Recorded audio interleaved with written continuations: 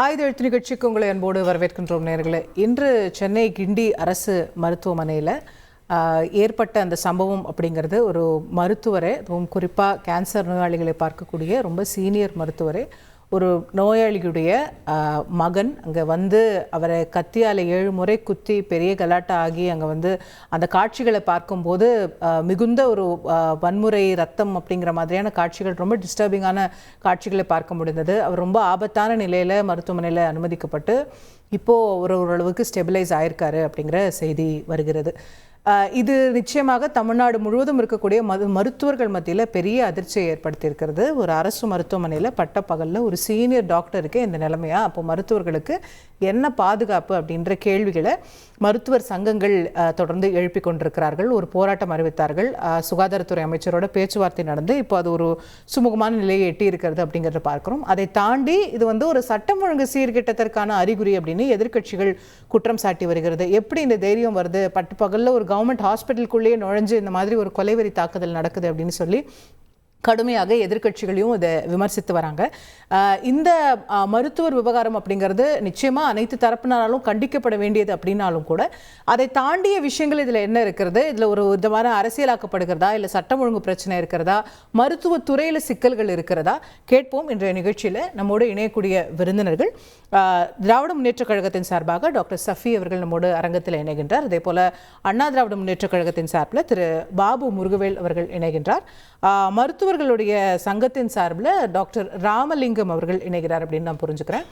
அனைவரையும் நிகழ்ச்சிக்கு அன்போடு வரவேற்கின்றேன். திரு பாபு முருகவேல் அவர்கிட்ட தொடங்கலான்னு நினைக்கிறேன். ஒரு பேஷண்ட் ஒரு டாக்டருக்கு இடையிலே ஏற்பட்ட ஒரு பிரச்சனை, அதுக்கு அவர் ஏதோ தவறாக ரியாக்ட் பண்ணுறாரு அந்த பேஷண்ட்டு. அதை அஃப்கோர்ஸ் எல்லாருமே கண்டிக்கிறோம். இன்றைக்கி உங்கள் கட்சியும் கூட போய் அந்த மருத்துவரை சந்தித்து ஆதரவு தெரிவிச்சிருக்காங்க. இதுக்கு அரசாங்கம் எப்படி பொறுப்பாக முடியும் ஒட்டுமொத்தமாக? அதாவது எல்லாத்துக்குமே அரசாங்கம் தான் பொறுப்பாகணும். ஒரு பத்திரிகையாளராக நீங்கள் தயவு செஞ்சு தப்பாக எடுத்துக்காதீங்க. இந்த மாதிரி கேள்வி கேட்கக்கூடாது. அரசாங்கம் தான் அனைத்துக்கும் பொதுவானது. பையன் தப்பு பண்ணால் அப்பா தான் பொறுப்பு. அப்பா சரியாக வளர்க்கலை அப்படின்றதுனால தான் பையன் தப்பு பண்ணுறான். அதனால் பையன் தப்பு பண்ணால் அப்பா தான் பொறுப்பு. அதுபோல் இன்றைக்கு தமிழ்நாட்டினுடைய அனைத்துக்கும் பொறுப்பானவர் திரு ஸ்டாலின் அவர்கள். இந்த அரசாங்கம், திமுக அரசாங்கம் தான் இந்த தமிழ்நாட்டுக்கு பொதுவானது, பொறுப்பானது. அப்போ நடக்கக்கூடிய அனைத்து விடயங்களுக்குமே அவர்கள் தான் பொறுப்பானவர்களாக இருக்க வேண்டும். அதனால் வந்து எனக்கு திடீர் சடன் ப்ரொவோகேஷனில் நடந்துருச்சு, அதனால் நாங்கள் இதை தட்டி கழிச்சிட்டு போகிறோம்னு சொல்லி தயவு செஞ்சு சொல்ல முடியாது. அது அரசியலுக்கான பேச்சாக வேணா இருக்கலாமே தவிர, மாறாக இது வந்து ஒரு நல்ல ஒரு நடைமுறையாகவோ ஒரு நல்ல ஒரு பண்பாடாகவோ இருப்பதற்குண்டான வாய்ப்பு இல்லை. அதை தாண்டி ஒரு சட்டம் ஒழுங்கு பிரச்சனை அப்படிங்கிற அளவுக்கு பார்க்கக்கூடிய அளவுக்கு இதை பார்க்குறீங்களா அப்படின்னு கேட்குறேன். அதுதான் நான் வந்துடுறேன். ஒரு நோபல் ப்ரொஃபஷன் வாங்க, மருத்துவ பணியும் வழக்கறிஞர் தொழிலும் ஆசிரியர் பணியும் வந்து ஒரு நோபல் ப்ரொஃபஷன் சொல்லுவாங்க. அப்படி தொடர்ந்து இந்தியா முழுவதும் இது போன்ற ஒரு மருத்துவர்களுக்கு எதிரான ஒரு தாக்குதல் நடைபெற்று கொண்டிருக்கிற போது மருத்துவர் சங்கங்கள் கொடுத்த அழுத்தத்தின் அடிப்படையில் இந்திய அளவிலான மருத்துவ பாதுகாப்பு சட்டம் என்று ஒன்று கொண்டு வருகிறார்கள். இதுபோல மருத்துவ பணியில் இருப்பவர்களுக்கு இது போன்ற கொடுங்காயங்கள் ஏற்படுத்துவதோ இல்லை உயிருக்கு அச்சுறுத்தல் ஏற்படுத்தும் போதோ அவர்களுக்கு உரிய தண்டனை பெற்றுத்தரக்கூடிய சட்டங்கள் வழிவகுக்கப்பட்டிருக்கிறது. இந்த அரசாங்கம் பொறுப்பேற்றதிலிருந்து இதுவரை என்னுடைய நினைவு சரியாக இருக்கிற பட்சத்தில் 5 வழக்கறிஞர்கள் படுகொலை செய்யப்பட்டிருக்கிறார்கள். ஆசிரியர்கள் பள்ளி மாணவர்களால் பள்ளியிலே தாக்கப்பட்டிருக்கிறார்கள்.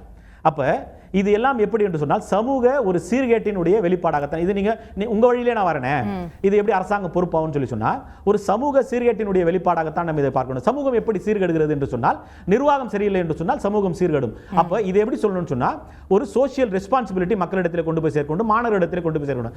சிம்பிள். இது நீங்கள் சட்டத்தை தாண்டி ஒரு வழக்கறிஞர் முறையில் ஒரு பொதுவான நான் சொல்கிறேன். நான் என்னைக்கு ஆசிரியர்களும் காவல்துறையும் கண்டிக்கக்கூடாது, கடுமையாக நடவடிக்கை எடுக்கக்கூடாது என்று சட்டம் கொண்டு வந்து ஒரு நடைமுறையை கொண்டு வந்தோமோ அன்னைக்கே வந்து இந்த நாடு சீர்கெட்டு போச்சு. ஒரு பொதுவாக நான் சொல்கிறேன். நான் இதில் எந்த விதமான அரசியல் பின்புலமோ இல்லை வேறு விதமான எந்த விதமான உள்நோக்கமோ எதுவுமே இல்லை. ஆசிரியர்கள் நீங்களும் நானும் படிக்கும்போது ஆசிரியர்கள் நம்மளை கண்டித்தார்கள், ஆசிரியர்களுக்கு நாம் பயந்தோம், ஆசிரியர்களுக்கு மரியாதை கொடுத்தோம், நம்ம ஒழுக்கமான ஒரு வாழ்க்கை. இது ஒரு லார்ஜர் சோஷியல் இஷ்யூ நீங்க பேசுறீங்க. நான் கேட்கறது இது சட்டம் ஒழுங்கு பிரச்சனை. காவல்துறை வந்து தப்பா இது பண்ணிட்டாங்க, மருத்துவர்களுக்கு பாதுகாப்பு வழங்கலை, அந்த ஆங்கிள் இதை பார்க்கறது சரியானதா ஆளும் தரப்புடைய கேள்வியா இருக்கு. அதுதான் எப்படின்னா இப்போ இந்த அந்த அந்த விக்னேஷ் என்றவர் வந்து ஒரு தாக்குதலை நடத்திவிட்டு அந்த மருத்துவமனையிலிருந்து வெளியேறுகிறார். இதுவரையில மருத்துவமனையில் இருந்த அந்த கண்காணிப்பு கேமராவுடைய பதிவுகள் வெளியானதாக எனக்கு தெரியல. யாரோ ஒருத்தர் தன்னுடைய கைபேசியின் மூலமாக எடுத்தக்கூடிய அந்த ஒளி காணொலிகள் தான் நமக்கு இன்னைக்கு செய்தி ஊடகங்களிலே பரவலாக பரப்பப்பட்டு கொண்டிருக்கிறது. அப்ப மருத்துவ பாதுகாப்பு சட்டம் கொண்டு வந்து மருத்துவர்களுக்கு உரிய பாதுகாப்பை கொடுக்க வேண்டும் என்று சட்டம் இருக்கிற போது ஒரு மருத்துவமனையில ஆயிரக்கணக்கான மக்கள் வந்து போகக்கூடிய ஒரு மிகப்பெரிய ஒரு மருத்துவமனையில ஒரு பாதுகாப்பு குறைபாடு, இப்போ அந்த ஸ்கேவெஞ்சர்ஸ் ஒர்க், செக்யூரிட்டி ஒர்க்லாம் வந்து தனியார் இடத்தில் ஒப்படைக்கப்பட்டிருப்பதாக நான் அறிகிறேன். அப்ப தனியார் இடத்தில் ஒப்படைக்கப்பட்டிருக்கிற போது அவர்களுக்கான சில நெறிமுறைகளை வகுத்திருக்க வேண்டும். உள்ளே வருபவர்களை சோதனை செய்ய வேண்டும். யார் உள்ளே உள்நோயாளிகள் யார் இருக்கிறார்கள், வெளிநோயாளிகள் யார் இருக்கிறார்கள், வரக்கூடிய அவர்களுடைய உதவியாளர்கள் யார், அங்கேயே தங்கி உதவி செய்யக்கூடியவர்கள் யார் என்கின்ற ஒரு அடிப்படை ஒரு நெறிமுறைகளை வகுத்து அதற்கேற்றாற் போல நம்ம கொண்டு வரணும். இன்றைக்கு பத்திரிகையாளர் சந்திப்பில் இந்த மாலை பத்திரிகையாளர் சந்திப்பிலே கூட மக்கள் நல்வாழ்வுத்துறை அமைச்சர் சொல்றாரு, இப்போ நாங்கள் வந்து ஒரு ஐடி கார்டு கொடுக்கறதுக்கு உண்டான முயற்சி எடுத்திருக்கிறோம், புறக்காவல் நிலையங்கள் அமைச்சிருக்கிறோம். புறக்காவல் நிலையம் அமைச்சிட்டீங்கன்னா சரியா போயிடுமா? எல்லாமே புறக்காவல் நிலையத்தில் யார் இருக்க முடியும்? புறக்காவல் நிலையத்தில் தான் உட்கார்ந்திருப்பாங்க. உள்ளே நடக்கக்கூடிய நிகழ்வுகளுக்கு யார் பொறுப்பு? அப்போ உள்ள வரக்கூடியவர்களை சோதனை செய்து சிம்பிள் 1541 காவல் நிலையம் இருக்குது தமிழ்நாட்டில். ஒரே ஒரு காவல் நிலையத்தில் கூட அனுமதிக்கப்பட்ட அளவினால காவலர்கள் இருக்கிறாங்களா? அதுவே இல்லை. அதைத்தான் இப்போ இருக்கக்கூடிய மருத்துவர்களுக்கு பணிச்சுவை அதிகமாக இருக்கிறது. நம்ம அந்த அம்மா சொல்றாங்க, எனக்கு சரியா பதில் சொல்லல, அவர் என் மேல எரிஞ்சு விழுந்தாரு அப்படின்லாம் அந்த அம்மாவுடைய பேட்டியை நம்ம பார்த்தோம். நான் என்ன சொல்றேன்னா, மருத்துவர்கள் அவர்கள் உயிர் காக்கக்கூடிய ஒரு உன்னதமான பணியை செய்து கொண்டிருக்கிறார்கள். அப்ப அவர்களுக்கு இருக்கக்கூடிய அளவிற்கு நம்ம 2013 18 வரையிலும் 5 ஆண்டுகளிலே 4 முறை 12,000 மருத்துவ பணியிடங்கள் நிரப்பப்பட்டிருக்கிறது. இது நான் சொல்லல, திமுகவினுடைய கூட்டணியில் இருக்கக்கூடிய விடுதலை சிறுத்தைகளுடைய சட்டமன்ற உறுப்பினர் தகவல் அறிவு உரிமை சட்டத்தின்படியாக வாங்கி வெளியிட்ட ஒரு கருத்து.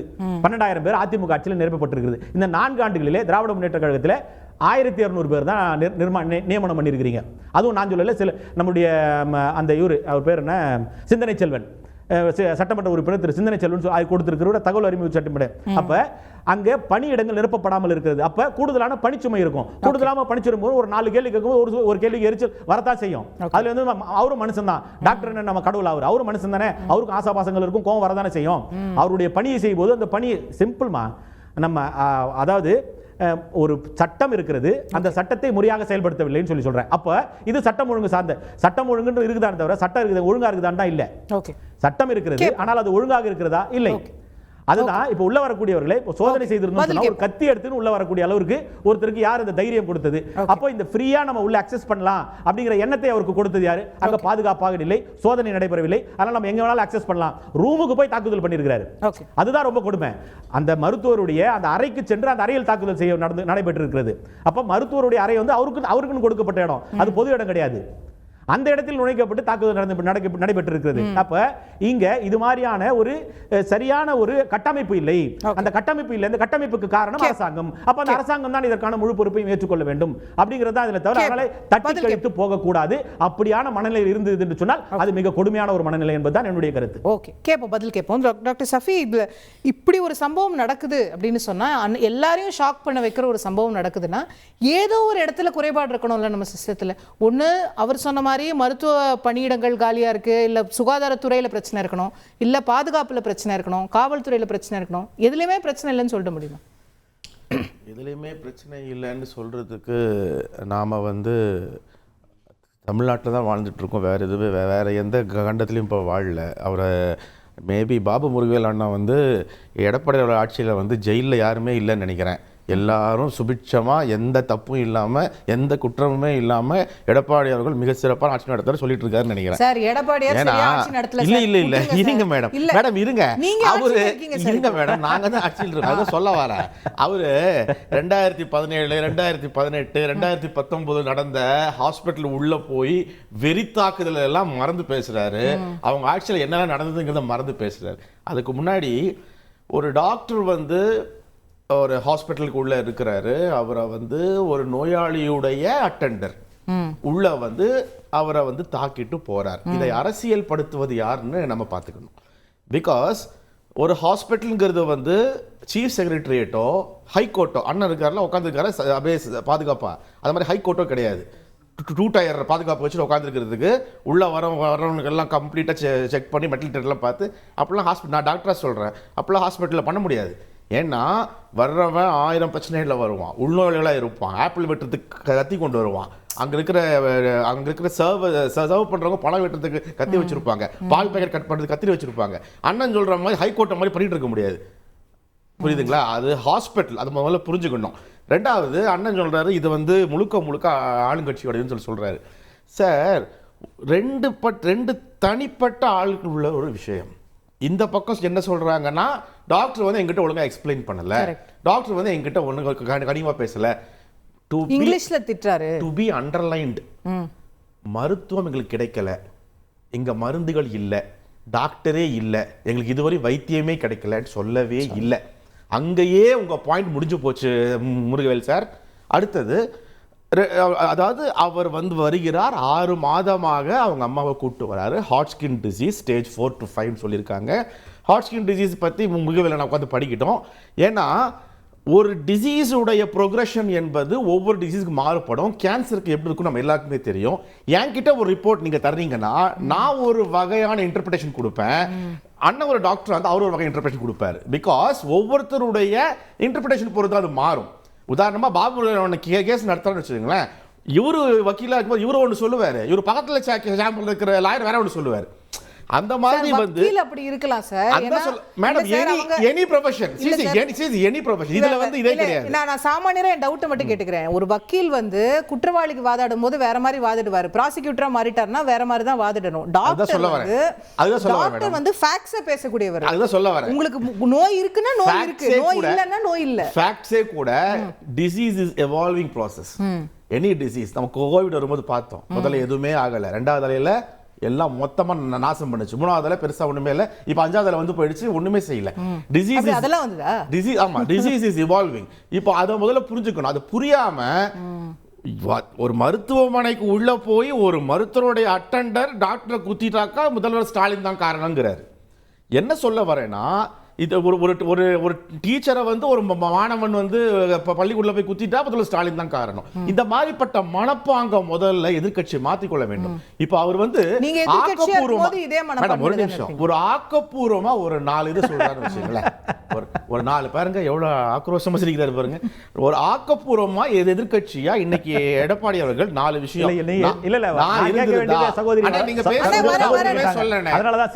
நீங்க பேசும்போது சிரிங்க சிரிங்க குறுக்கிடல இல்ல. அதிமுக மக்கள் கஷ்டத்தை சிரிப்புதான் வரும், அது தெரியும் எங்களுக்கு. ஏன்னா தூத்துக்குடியில சூடும்போது சிரிச்சிட்டு இருந்தீங்க. என்னன்னா, அதாவது ஒரு ஆட்சியில இருந்த ஒரு அவருக்கு வந்து இப்ப இந்த மாதிரி ஒரு இதுல வரும்போது ஒரு 4 இம்பார்ட்டன்ட் சஜஷன்ஸ் சொல்றோம். இந்த மாதிரிலாம் பண்ணலாம், ஒரு செப்பரேட் கமிட்டி ஃபார்ம் பண்ணுங்க, அந்த கமிட்டியில வந்து பாதுகாப்பு விஷயத்தை வந்து அதை பத்தி அட்ரஸ் பண்ணுங்க, இந்த மாதிரிலாம் சொன்னா பரவாயில்ல. விஜயபாஸ்கர் மருத்துவரா இருக்க, நேரடி குற்றச்சாட்டு. விஜயபாஸ்கர் மருத்துவரா இருந்த ஆளு, துணை முதல்வரும் மருத்துவ அமைச்சரும் அந்த பேஷண்ட் உள்ள போய் பார்க்கும்போது, டாக்டர் உள்ள போய் பார்க்கும்போது ப்ராப்பர் ட்ரேப்ல போறாங்க, ஐசியூ ட்ரேப்ல, மாஸ்க்ல இருந்து ஹெட் மாஸ்க்ல இருந்து உங்களுக்கு ட்ரேப்ல போறாங்க. மருத்துவர் அந்த விஜயபாஸ்கர் எப்படி வந்தாரு பாத்தீங்களா? கூட்டமா கூடி இருந்தாங்க. அவ்வளவுதான் உங்களுடைய விஷயம், உங்களுக்கு அவ்வளவுதான் தெரியும். நீங்க கொடுக்கல சார், நீங்க கேட்டு வாங்க சார், டாக்டர் கேட்டு வாங்கணும். நான் டாக்டர் நான் கொடுக்க மாட்டேன், நான் உள்ள போக மாட்டேன் சார். அப்ப அந்த மாதிரி அலோ யார் அலோ பண்ணாங்க அவங்க நடவடிக்கை எடுங்க. நான் ஐசியூ குள்ள என்ன போக அவங்க நடவடிக்கை எடுங்க, யார் அலோ பண்ணாங்க அவங்க நடவடிக்கை எடுங்க. அமைச்சர் தான், மருத்துவத்துறை அமைச்சர் தான், நீங்க கொடுங்க சார். அத புரிஞ்சுங்க. ஃபர்ஸ்ட் ரெண்டாவது இதுதான் சொல்றேன் நானு, முன்னாள் அமைச்சர்களுக்கே உங்களால கொடுக்க முடியலனா சார் ஒரு நிமிஷம் இருங்க. ஏன் பதட்டப்படுறீங்க? இருங்க. என்னன்னா ஒரு பதட்டமும் கிடையாது, தப்பு உங்க மேல இருக்குது, அதிகமா நீங்க பதட்டப்படுறீங்க. ஏன் பதட்டப்படுறீங்க? இருங்க ஒரு நிமிஷம். உண்மையை சொல்றேன், ஏன் பதட்டப்படுறீங்க? சிரிச்சாவே உங்களுக்கு கோவம் வருது இல்ல, அப்ப யார் பதட்டப்படுறீங்க? அதான் பதட்டங்கறேன். இருங்க ஒரு நிமிஷம். பேச சிரிப்பீங்க, டேட்டா இல்லனா சிரிப்பீங்க, உண்மை இல்லனா சிரிப்பீங்க. சரிங்களா? அதிகமான டேட்டா எடுத்துட்டே இருக்க, அமைதியா இருக்கீங்க. சொல்லுங்க, நீங்க தான் பேசிட்டே இருக்கீங்க, அதனால நான் அமைதியா இருக்கேன். நீங்களே ஹேண்டில் பண்றீங்க, அதனால நான் வெரி குட். அப்ப ஓகே, நானே ஹேண்டில் பண்ணிக்கிறேன். என்னன்னா மேடம், இதுல வந்து இம்மீடியேட்டா டெப்டி சிஎம் போய் பார்த்திருக்காங்க, என்ன விஷயம் உண்டோ டீனை வச்சுக்கிட்டு ஹெல்த் செக்ரட்டரி வச்சு பேசியிருக்காங்க. Everything has been immediately solve. அந்த பையனுக்கு வந்து மனச்சிதைவு இருக்கலாம்னு சொல்லிட்டு நானே நினைக்கிறேன், வேற யாரும் சொல்ல வேண்டாம். பிகாஸ் என் மதருக்கு வேற யாரும் நான் சொல்ல விரும்பல, என் மதருக்கு அப்படி ஒரு நிலைமை இருந்தா நானும் அப்படிதான் இருப்பேன். I will have that same impact. எனக்கு ஒரு கஷ்டம் இருக்கும், அந்த மனச்சிதவை மாற்றி இருக்க வேண்டும் அவர். எனக்கு இந்த மாதிரி இருக்கு, அவர் ஃப்ரெண்ட்ஸ்கிட்ட பேசியிருக்கலாம், அவங்க அண்ணன் தம்பிட்ட பேசியிருக்கலாம், எனக்கு கஷ்டமா இருக்கு நான் கத்தி எடுத்துட்டு போறேன்னு சொல்லிட்டு அவர் அந்த மாதிரி ஒரு நிலைமை வந்து வருதுன்னா அது அவருடைய தனிப்பட்ட பிரச்சனை. இப்போ இந்த ரூம்ல உட்கார்ந்து இருக்கோம், நாம தப்பா பேசுறது வெளியே தான் குத்திட்டானா அது யாரோட பிரச்சனை? சந்தி டிவி பிரச்சனையா, அசோகா பிரச்சனை, ஏன் பிரச்சனையா, அவன் பிரச்சனையா? இதை முதல்ல புரிஞ்சுக்கலாம், முதல்ல ஸ்டாலின் பிரச்சனையா? இதுதான் இவங்க சொல்லிட்டு இருக்காங்க. எல்லாத்தையுமே அரசியலாக்க வேண்டும் என்றால் அரசியலாக்கலாம். இல்ல இது அரசியலாக்குறது இல்ல, அரசோட பொறுப்பு என்ன அப்படிங்கிற கேள்விகளும் வருது இல்ல இதுல. இப்போ உதாரணத்துக்கு இப்போ அந்த மருத்துவருக்கு ஏதோ ஸ்ட்ரெஸ் இருந்தது, இல்ல அந்த பையனுக்கு ஏதோ ஸ்ட்ரெஸ் இருந்தது, இல்ல அந்த அம்மா சொல்றாங்க எனக்கு சரியா எக்ஸ்பிளைன் பண்ணல, ஏதோ ஒரு இடத்துலனா அப்போ ஒண்ணு மருத்துவர் அண்ணன் சொன்ன மாதிரி மருத்துவர் பற்றாக்குறை நான் சொன்னதோட அடிப்படை அதான். அந்த மாதிரியான ஒரு அடிப்படை விஷயங்கள் அது சொல்ற பதில கிளியரா சொல்லிடுறேன். அண்ணன் பேசும்போது பணியிடங்கள் நிரப்பப்படவில்லை அதெல்லாம் சொன்னார். அதுக்குள்ள காரணம் வந்து கோவிட் டைம்ல போஸ்ட்போன் ஆன exams, NEET PG exams covid postpone ஆச்சுது. மேல நடக்க வேண்டியது டிசம்பர்ல தான் நடந்தது. அந்த ப்ராசஸ் அப்படியே தான் நடந்துகிட்டு இருக்கு. அது தமிழ்நாட்டு மக்களுக்கே தெரியும், அதிமுக தெரியல, நாங்க ஒண்ணும் பண்ண முடியாது. சோ அந்த டெபிசிட் யூசுவலா வந்து இந்த மாதிரி செக்டர்ல வந்து ஒரு டெபிசிட் இருந்துட்டே இருக்கும். பிகாஸ் ரிட்டையர்மெண்ட் ஃபேஸ்ல பேர் இருப்பாங்க, புதுசா ஜாயின் பண்ணுவாங்க. ரிட்டையர்மெண்ட் ஃபேஸ்ல இருக்கிறவங்க திடீர்னு வெளியே போலாம், அவங்க அங்கேயே இருக்கலாம், புதுசா வந்தவங்க கம்மியா இருக்கலாம். All these things happens in rotation. So deficit இருக்குங்கிறத நான் ஒப்புக்கொள்கிறேன், நான் வந்து இல்லைன்னு சொல்லவே இல்லை. அதாவது இந்தியாவிலேயே தமிழ்நாட்டில் தான் ஹையஸ்ட் பெட் டாக்டர் ரேஷியோ, 300 பெட்டுக்கு ஒரு டாக்டர். This is record. அதாவது இந்தியாவிலே 1000 பெட்டுக்கு ஒரு டாக்டர், தமிழ்நாட்டில் மட்டும் தான் 300 பெட்டுக்கு ஒரு டாக்டர். இப்படிதான் நம்ம வச்சிருக்கிறோம் காலங்காலமா. அப்போ அந்த அளவு இன்ஃப்ராஸ்ட்ரக்சர் நம்ம டெவலப் பண்ணி வச்சிருக்கோம், மாவட்டத்துக்கு மாவட்டம் மருத்துவ வச்சிருக்கோம், எல்லாமே வச்சிருக்கோம். ஈவன் தென் இந்த மாதிரிப்பட்ட மிஸ்ஹாப்ஸ் நடக்குதுன்னா தனி மனித விஷயம் நம்ம யோசிக்கணும். முக்கியமா என்னுடைய சஜஷன் நானே சொல்லிடுறேன், என்னுடைய சஜஷன் என்ன, every hospital including private hospital needs a counselling centre. ஏன்னா நான் வந்து குழந்தை நல மருத்துவராக இருக்கும் போது நம்ம நியூ பார்ன் பேபிஸ் பார்க்கும்போது சில நியூ பார்ன் சிக்கா இருக்கும். சிக்குன்னா பிறந்த உடனே வந்து குறை மாத குழந்தையா இருக்கும், இல்ல மூச்சு சுவாசம் எடுக்காத குழந்தையா இருக்கும், வென்டிலேட்டர்ல போட்டிருப்போம். அப்போ நான் என்ன பண்ணுவேன், டெய்லி கொஞ்ச நேரம் அந்த மதர் கிட்டயோ, மதர்கிட்ட சில பேர் பேச முடியாது, அவங்க உள்ள இருப்பாங்க, ஃபாதர் கிட்டே உட்காந்து பேசுவேன். சில பேர் புரிஞ்சுப்பாங்க, சில பேர் வேற ஹாஸ்பிட்டல் கொண்டு போறேன்னு சொல்லுவாங்க. அந்த மாதிரிப்பட்ட மனநிலை இப்போ அதிகம். காரணம் ஒரு சில முன்னணி ஆக்டர்ஸ் பாலிட்டிஷியன்ஸை, போலீஸை, டாக்டர்ஸை வந்து வேற மாதிரி ஃப்ரேம் பண்ண ஆரம்பிச்ச பிறகு மக்களிடையே இருக்கிற நம்பகத்தன்மை உடைந்து போய்விட்டது. அது வந்து வக்கீல்களை சேர்த்துக்கலாம், அவங்கள பத்தி தவறாக ஃப்ரேம் பண்ணும்போது இன்னைக்கு வந்து தாவேகா தலைவர் வந்து மிகப்பெரிய இது கொடுத்திருக்காரு. ஆனா 5 ரூபாய் டாக்டர் ஒன்று கொண்டு வந்தாரு தேவையில்லாம. ஒரு படத்துல வந்து ஒரு ஆர்டிஐ நடந்த பேஷண்ட் உள்ள கூட்டு வருவாரு, டாக்டர் வச்சிருக்கிற நைஃபை எடுத்துட்டு டாக்டர் வந்து இது பண்ணுவாரு, கிழிப்பாரு. இந்த மாதிரிப்பட்ட ஆக்டர்ஸ் மக்களிடையே கொண்டு போய் இம்பாக்ட் வந்து இந்த மாதிரி யங் மைண்ட்ஸ். இப்போ இந்த பையனுக்கு வந்து 24 வயசு தான், he is an automobile engineer சொல்றாங்க. அந்த யங் மைண்ட கரெக்ட் பண்றது பாத்தீங்களா, that corruption comes from a frame. நீங்க எப்படி ஃப்ரேம் பண்ணீங்க பொறுத்து தான் இருக்கு. அப்போ இந்த நான் தான் சொல்ல வரேன், இந்த மாதிரி பிரைவேட் அண்ட் கவர்மெண்ட் ஹாஸ்பிடல்ஸ்ல there should be a counseling team. அது முக்கியமா ஐசியூஸ்ல இந்த மாதிரி chronic patients கிட்ட டீல் பண்ணும்போது ஒரு கவுன்சிலிங் டீம் இருக்கணும். அது ஒரு கவுன்சிலர் வச்சிருக்கலாம், ஒரு MSW ஒர்க்கர்ஸ் வச்சிருக்கலாம். இதுக்குன்னு ஒரு செட் ஆஃப் பீப்பிள் வந்து ஒரு கமிட்டி ஃபார்ம் பண்ணி every hospital should have a team. அது வந்து இனிமேல் கொண்டு வரதுல எந்த தாமதம் இருக்க கூடாதுன்னு நினைக்கிறேன். ஏன்னா அரசு செய்யும், ஈவன் கவர்மெண்ட் சைடு நானே சொல்றேன், ஈவன் ஐ ரெக்கமெண்ட் இது வந்து வருது நல்லது. ஏன்னா இன்னைக்கு மார்னிங் அங்க ஒன்னு நடக்குது, ஸ்டான்லில உடனே ஒன்னு நடக்குது. சோ அந்த இம்பாக்ட் ஒன்னு வந்து மக்கள் கிட்ட நாம எப்படி இததான் எடப்பாடி அவர்கள் சொல்லணும். இத சொல்லாம அப்படி பண்ணாங்க இப்படி பண்ணாங்க, எங்க ஆட்சியில் அது பாலம் தேர்வு ஓடிச்சு, யாருமே ஒழுங்கு தப்பே பண்ணல, யாருமே கொலையே பண்ணதில்லை எங்க ஆட்சியில் சொன்னதுதான் இப்ப தவறு. மக்கள் அதையும் தப்பா எடுத்துப்பாங்க. ஓகே, திரு பாபு முருகவேல் சுருக்கமா ஏதாவது குறுக்கிட வரும்னா நான் இன்னும் மற்ற 2 விருந்தினர்கள்ட்ட போனோம். நீங்க நடுவுல பேசிட்டே இருந்தனால சுருக்கமா ஏதாவது பாயிண்ட் சொல்லுங்க. இல்ல அதாம்மா, அதாவது இந்த கோவிட்னால ஒரு 2 வருஷமா வந்து கோவிட் முடிஞ்சு ஒரு 2 வருஷம் ஆயிட்டு இருக்கும்னு நினைக்கிறேன். அந்த 2 வருஷம் கடந்து இவங்க வந்து paper publication, medical recruitment board paper publication வந்து 15/3/24 இதுல இதான் வந்து பேப்பர் பப்ளிகேஷன். கொஞ்சம் இதை ஜூம் பண்ணுமா, இது கொஞ்சம் 15/3/24ல ரெக்ரூட்மெண்ட்டோட பேப்பர் அட்வர்டைஸ்மெண்ட். ஆனா அது முடிஞ்சு ஆல்மோஸ்ட் நம்ம 7, 8, 9 மாசம் வந்துட்டோம். ஆனா இன்னைக்கு வரைக்கும் அந்த பணிகள் நிரப்பப்படவில்லை. இப்போ இதுக்கு நம்ம சகோதரர் டாக்டர் சசி என்ன சொல்ல போறாங்க, மருத்துவர் சசி என்ன சொல்ல போறாங்க? ஒண்ணு, அதை தாண்டி அதுதான் முதல்ல நான் சொல்றதே புரிஞ்சுக்கல நீங்க. சமூக சீர்கேடு நடந்திருக்கிறது. இந்த சமூக சீர்கேடுக்கு மருத்துவர்கள் மட்டுமே பொறுப்பாக முடியாது, அரசாங்கம் பொறுப்பேற்க வேண்டும் நான் சொல்றேன். நானு இதுதான் விஷயம். டாக்டர் ஒரு நிமிஷம், அவர் பேசுறதும் புரியல, நீங்க பேசுறதும் புரியல. One at a time, let's do. நான் உங்களுக்கு வரேன், அடுத்து உங்களுக்கு தான் பதில் சொல்ல வாய்ப்பு தர போறேன். திரு பாபு முருகவேல் முடிச்சிருங்க. இல்ல அதுதான். அதனால இந்த மருத்துவ பணியிடங்கள் நிரப்பாமல் இருப்பதன் காரணமாகவும் காவல்துறையில் இருக்கக்கூடிய ஏறத்தாழ 12,000க்கும் மேற்பட்ட பணியிடங்கள் காலியாக இருக்கிறது. அதுவும் நிரப்பப்படாத இருப்பதன் காரணமாகத்தான் இன்றைக்கு இது போன்ற ஒரு சமூக சீர்கேடு அறுப்பதற்குண்டான ஒரு வாய்ப்புகள் இருக்கிறது. இதை நாங்க நிறைவேற்றணும். இவர் வந்து அண்ணன் எடப்பாடியார் ஆட்சியில் பாலும் தேனும் ஒரு சேனல். நான் இதை சொல்றேன், நாங்க சரியில்லைன்னு தானே உங்ககிட்ட கொடுத்துருக்காங்க ஆட்சியை. அப்ப நீங்க ஒழுங்கா பண்ணணும்ல. அதாவது கொலைகள் ஒரு வருடத்திலே 500க்கும் மேற்பட்ட கொலைகள் நடந்திருக்குதுன்னு சொல்லி சொன்னா, அன்றைக்கு இருந்த காவல்துறை இயக்குனர் என்ன சொல்றாரு, 500 இல்ல 496, 4 கம்மியா நடந்துக்குதுன்றாரு. இதா ஒப்பீடு? இந்த ஒப்பீடு வேண்டாம் என்று தான் எங்களுடைய பொதுச் செயலாளர் சொல்றாரு.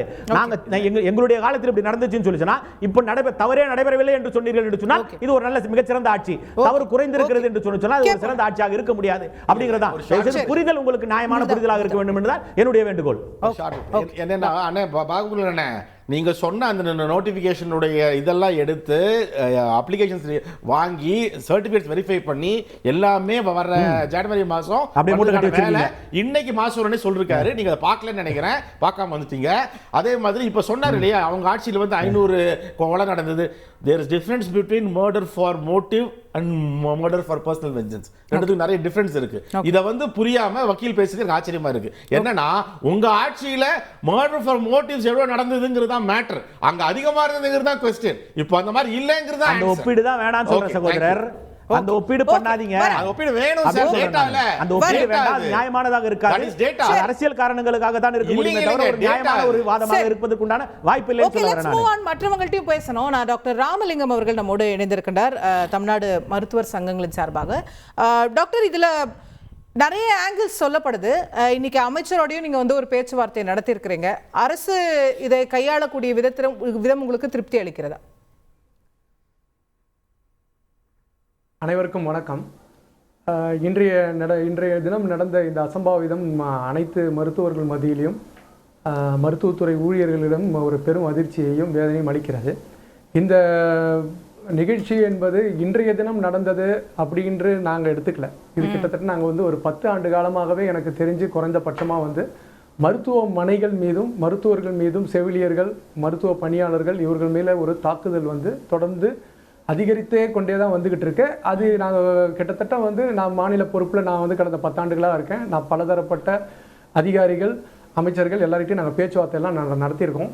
நாங்கள் கேட்டுக்கிட்டு இருக்கிறதுலாம் ஒன்று தான், எங்களுக்கு வந்து பணி பாதுகாப்பு வேண்டும். ஏன்னா தமிழ்நாடு வந்து ஒரு முன்மாதிரியான சுகாதார கட்டமைப்பு உள்ள ஒரு மாநிலத்தில் நீங்கள் இந்திய அளவில் பார்த்தீங்கன்னா உங்களுக்கு எல்லாருக்கும் தெரியும், நாம் எல்லா விஷயத்துலையுமே முன்னோடியாக தான் இருக்கிறோம். அப்படி இருக்கும்போது மருத்துவர்களுக்கும் அந்த பணி சூழல் வந்து சரியா இல்லைன்றது தொடர்ந்து ஒரு 10 ஆண்டு காலமாகவே நாங்கள் வந்து எனக்கு தெரிஞ்சு நாங்கள் சொல்லிக்கிட்டு தான் இருக்கோம். அது இந்த அசம்பாவிதம் நடந்துடக்கூடாதுன்னு தான் நாங்கள் தொடர்ந்து வலியுறுத்திட்டு வந்தோம். இன்னைக்கு அது நடந்துடுச்சு. ஸோ இது எதை குறிக்குதுன்னா, நாங்கள் கிட்டத்தட்ட நீண்ட நெடிய நாங்கள் எங்களுடைய அந்த டிமாண்ட் என்பது இதுவரை சரியான அளவில் எங்களுக்கு வந்து பூர்த்தி செய்யப்படவில்லை என்பது தான் நிதர்சனமான உண்மை. இதை ஒவ்வொரு முறையும் வந்து ஒரு மீட்டிங் கூப்பிட்டு பேசி நான் உங்களுக்கு தேவையான என்ன டிமாண்ட்ஸ் கேட்குறாங்க. எங்களுடைய டிமாண்ட் ஒன்றும் இல்லை, பணி பாதுகாப்பு. அந்த பணி பாதுகாப்பு எப்படி கிடைக்கும்? குறைஞ்சபட்சம் எங்களுக்கு வந்து ஒரு காவல்துறை சார்ந்த நண்பர்கள் எங்களுக்கு அங்கே அவுட் போஸ்ட்ன்ற முறையில் அங்கே வந்து 24/7 இருக்கணும். இது வந்து பெரிய மெடிக்கல் காலேஜஸ் மருத்துவமனையில் இருக்குது, ஆனாலும் போதிய அளவில் இல்லை. இன்னைக்கு நடந்த இந்த அசம்பாவித சம்பவம் நிகழ்ந்த இந்த இடத்துல கூட இன்றைய தினம் வந்து அங்கே அவுட் போஸ்ட் வந்து இல்லை. இதுக்கப்புறம் தான் வந்து அவுட் போஸ்ட் போட்டிருக்கிறதா வந்து ஏடிஜிபி எங்ககிட்ட சொன்னார். ஸோ பல மாவட்டங்களில் இருக்கிற மாவட்ட தலைமை மருத்துவமனைகளில் கூட அவுட் போஸ்ட் என்பது சரிவர சேவையாற்றவில்லை என்பது தான் எங்களை நீண்ட நெடிய காலமாக நாங்கள் சொல்லிக்கிட்டு கொண்டு வர குற்றச்சாட்டு. அதை சரி செய்யணும். மூன்றாவது வந்து பார்த்தீங்கன்னா, இப்போ செக்யூரிட்டி ஃபோர்ஸை வந்து இவங்க எப்படி வச்சிருக்காங்க அப்படின்னா, ஒரு தற்காலிக பணியாளர்களை ஒரு 10,000-12,000த்துக்கு நியமிச்சு அதை வந்து ஒரு ஷிஃப்ட் முறையில் எங்களுக்கு வந்து செக்யூரிட்டி ஃபோர்ஸு பண்ணுறாங்க. அதில் பார்த்தீங்கன்னா அந்த அளவுக்கு வந்து அவங்களுக்கு உடல் திறன் இருக்கிறதா என்பதுலாம் அது வந்து ஃபிட்டாக இருக்கிறாங்களான்னு கிடையாது. அது மாதிரி ஃபிட்டாக இருக்கிற மாதிரிலாம் இல்லை. யாரோ ஒருத்தர் வந்து வேலைக்கு அப்பாயிண்ட் பண்ணி வச்சிருக்காங்க. அவரு ஒரு சத்தம் கேட்டாலே எங்கேயாவது ஒரு பிரச்சனை இல்லை அவர் ஓடி போய் ஒளிகிற நிலைமையில தான் இன்றைய நிலைமையில அந்த செக்யூரிட்டி ஃபோர்ஸ்னு ஒன்று இருக்கு. நாங்க என்ன கேட்குறோம்னா, இந்த சென்ட்ரல் இன்ஸ்டிடியூட் இண்டஸ்ட்ரியல் செக்யூரிட்டி போஸ்ட்னு அந்த ஒரு லைன்ல இப்ப ஏர்போர்ட்ல இருக்கு, ஹைகோர்ட்லாம் இருக்கு, ஈவன் மெட்ரோபாலிட்டிலையும் இருக்கு. அது மாதிரி நீ எங்களுக்கு வந்து ஒரு செக்யூரிட்டி போஸ்ட்டை வந்து எங்களுக்கு கண்டிப்பா வந்து இல்ல ஒரு ஹாஸ்பிடல்ல அது பிராக்டிகலா சார்? ஒரு சிஐஎஸ்எஃப் பாதுகாப்பு 3 அடுக்கு மெட்டல் டிடெக்டர் செக்கிங் பண்ணி தான் உள்ள விடுவேன்னு சொல்றதெல்லாம் வந்து, ஏன்னா மருத்துவமனையில பலதரப்பட்ட மக்கள் வராங்க, பலதரப்பட்ட தேவைகளோட வராங்க, அவசரமா வராங்க. அப்போ அங்க சிஐஎஸ்எஃப்லாம் பாசிபிளா? சார் நீங்க சரியா சொல்றீங்க, எனக்கும் புரிஞ்சிக்க முடியுது. மருத்துவமனையில சிஏஎஸ்எஃப் வந்து பண்ண முடியலனாலும் நாங்க கேட்கறது வந்து அதை ஒப்பீட்டளவுலாவது அதற்கான முயற்சிகளை நீங்க எடுக்கணும்ன்றதான் எங்களுடைய கோரிக்கை. ஒரு மெட்டல் டிடெக்டரை வச்சு என்ட்ரன்ஸ் ஆஃப் த ஹாஸ்பிட்டல்லையே நீங்க நுழைவாயிலேயே வந்து செக் பண்றதுல ஒன்றும் பெரிய சிரமம் இருக்காதுன்னு நான் நினைக்கிறேன். இப்போ இன்னைக்கு கூட பாத்தீங்கன்னா அவர் வந்து ஒரு கத்தியோட உள்ள வந்திருக்கிறாரு. அதை வந்து ஒரு மெட்டல் டிடெக்டரை வச்சு ஒரு சாதாரண ஒரு செக்யூரிட்டி வந்து கேட்டிருந்தா கூட அது வந்து இன்னைக்கு தவிர்க்கப்பட்டிருக்கலாம். இது ஒரு உயிர் போகிற அளவுக்கு இந்த ஒரு சம்பவம் நடந்த பிறகும் நாம வந்து மருத்துவமனையை வந்து வேற எந்த விதமா நீங்க பாதுகாப்பு கொடுக்க முடியும் நீங்க நினைக்கிறீங்க? நாங்க வந்து 2 தான் கேட்கிறோம். போலீஸ் பாதுகாப்பு 24 மணி நேரமும் வந்து அங்க ஒரு அவுட் போஸ்ட வந்து நிலைமூலம் பண்ணணும். அந்த போலீஸ் போர்ஸுமே வந்து ஒரு ஃபிட்டான போலீஸா இருக்கணும். ஏன்னா பெரும்பாலான நேரத்துல என்ன வந்து அந்த காவல்துறை நண்பர்கள் என்ன பண்ணுவாங்கன்னா, அவங்களுடைய தீராத வியாதிகள் வந்த பிறகு ஹாஸ்பிட்டல் பக்கத்துலயே இருக்கிற மாதிரி அவங்க சேஃபா இருக்கிறதுக்கு தான் வந்து அவுட் போஸ்ட் யூஸ் பண்ற மாதிரி எனக்கு தெரியுது. அதனால ஒரு ஃபிட்டான ஒரு out post with personal police person 24/7 நியமனம் பண்ணணும். அது அனைத்து மருத்துவமனைகளிலும் இருக்கணும்ன்றதான் எங்களுடைய ஃபர்ஸ்ட் கோரிக்கை. இந்த கோரிக்கைகள்லாம் நீங்க அமைச்சர்கிட்ட சொல்லிருப்பீங்க இல்லையா? அமைச்சர் ஏத்துக்கிட்டாரா, செய்யறோம்னு சொல்லிருக்காங்களா? உங்களுக்கு திருப்தியான பதில் சொல்லிருக்காங்களா? மேடம், இதில் திருப்தின்றதெல்லாம் இல்லை. எங்களுடைய கோரிக்கைகளை நாங்கள் கண்டிப்பாக எங்களுடன் எங்களுக்கு உதவுவதாக அமைச்சர் அவர்கள் இன்று உறுதி அளித்திருக்கிறார். அதை வந்து நாங்கள் திருப்தின்னு எப்படி சொல்ல முடியும்? அவங்க இன்னும் இம்ப்ளிமெண்ட் பண்ணாதானே எங்களுக்கு திருப்தியா இல்லையான்னு தெரியும். நான் வந்து கிட்டத்தட்ட வந்து ஒரு 4-5 ஐஏஎஸ் ஆஃபீஸர் மீட்டிங்ல நான் அட்டன் பண்ணியிருக்கிறேன். இது வந்து கடந்த 2வது அமைச்சரோட நான் சேர்ந்து நான் மீட்டிங்ல நாங்கள் போயிருக்கிறோம். அப்படி இருக்கும்போது இது வரைக்கும் சொன்னதெல்லாம் நடக்கல. இவங்க சொல்றாங்க, நாங்கள் எதிர்பார்க்கிறோம். அட் த எண்ட் வந்து நாங்க தமிழக அரசை தானே நாங்க சார்ந்து இருக்க முடியும். அவங்க தாய் அன்புள்ளத்தோட மருத்துவத்துறையை பாதுகாக்கணும்ன்றது அவங்களுடைய கண்டிப்பா அவங்க இதுல வந்து ஒரு தனி கவனம் செலுத்த வேண்டும் என்பதுதான் எங்களுடைய வேண்டுகோள். எதிர்பார்ப்புகள் வச்சிருக்கோம்னு சொல்றீங்க, பாப்போம் நடக்குதா அப்படிங்கறத. பட் எனக்கு ஒரு கேள்வி என்னன்னா, இப்போ நீங்க மருத்துவர்களுடைய பாதுகாப்பு அப்படிங்கிறது ரொம்ப முக்கியம். பாதுகாப்பான பணிச்சூழல் எல்லாரையும் போல மருத்துவர்களுக்கு இன்னும் கூடவே முக்கியம். அதில் வந்து மாற்றுக்கிறது கிடையாது. நம்ம வந்து நீங்கள் சிசிடிவி கேமரா கேட்குறதா இருக்கட்டும், அவுட் போஸ்ட் கேட்குறதா இருக்கட்டும், இது எல்லாமே லெஜிட்டிமேட் தான். ஆனால் இதை வந்து இந்த பிரச்சனையை நீங்கள் நோயாளிகளின் பார்வையில் கொஞ்சம் அணுகி அதுக்கான தேவைகளையும் கேட்கலாம் இல்லையா? அதுக்கான கோரிக்கைகளும் ஏதாவது வச்சுருக்கீங்களா? இப்போ டாக்டர் சஃபி சொல்கிறாரு கவுன்சிலிங் தேவைப்படுது, மருத்துவர்களுக்கு நேரம் இல்லை நோயாளிகளோட பேசுறதுக்கு. அந்த கம்யூனிகேஷன் கேப்பில் தான் இந்த மாதிரி சிக்கல்களே நிறைய நேரங்களில் ஏற்படுது. இப்போ அதெல்லாம் நம்ம தீர்த்துட்டோம்னாலே பாதி பிரச்சனை தீர்ந்துரும் இல்லையா? கண்டிப்பா நீங்க அதாவது கிரக்ஸ் ஆஃப் த பாயிண்ட்டுக்கு வந்துட்டீங்க. ஆக்சுவலா நான் இன்னைக்கு வந்து பணி பாதுகாப்புக்கு பத்தி தான் பேச போறீங்க நான் நினைச்சிட்டு இருந்தேன். நீங்க ஹாலிஸ்டிக்கா வந்து ஒரு ஓவராலா எல்லாத்தையுமே பத்தி பேசணும்னா இது வந்து கண்டிப்பா இது நான் ஒரு ஆப்பர்ச்சுனிட்டியா நான் அது வந்து வாய்ப்பா பயன்படுத்தி நான் 2-3 தகவலை நான் சொல்றேன். தமிழ்நாடு என்பது சுகாதார கட்டமைப்புல கடந்த 50 ஆண்டு கால ஆட்சியில மாறி மாறி கட்சி மாறி பண்ணாலும் மருத்துவத்துறையை வந்து சீரும் சிறப்புமாக தான் வச்சுக்கிறதுக்கு ட்ரை பண்றாங்க. அரசு மருத்துவர்களும் செவிலியர்களும் வந்து அளப்பரிய ஒரு பணியோட தான் நாங்களும் வந்து பணி புரிஞ்சுக்கிட்டு வரோம்.